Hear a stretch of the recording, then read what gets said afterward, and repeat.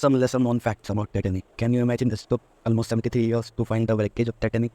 It was as high as an 11-story building and nearly 4 city blocks long. Titanic was one of the biggest ships in the world. Millvina Dean was only a few months old when she boarded the Titanic with her family. She was the youngest survivor of the wreck.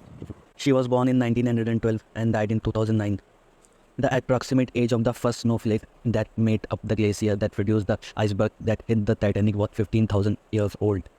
It was too old. No wonder it was so powerful. None of the 30 engineers on board survived. They stayed behind to keep the power on for as long as possible so that others could survive.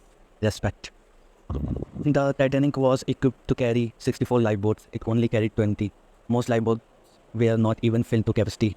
No wonder so many people died. At least few hundred would have been saved with 64 lifeboats. The richest passenger on board the Titanic was John Jacob Astor Ford. His name is rich sounding. His net worth was around $85 million or $2 billion today. Astor perished with the Titanic. At $200 million, the movie costed more than the Titanic itself. Nonetheless, the ship is still sink in the movie.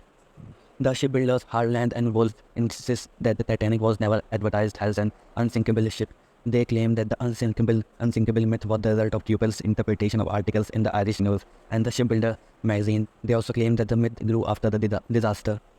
I don't blame them. After killing so many people, what else they can say?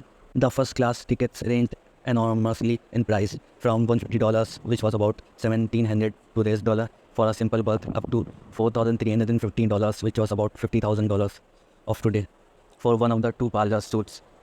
Second class tickets were $60, around $700, and third class tickets passengers paid between $15 to $40, which was between $170 to $450. Jack and Rose were just the fictional characters, but their story is partially inspired by a real-life couple named Henry Samuel Morley and Kate Florence Phillips.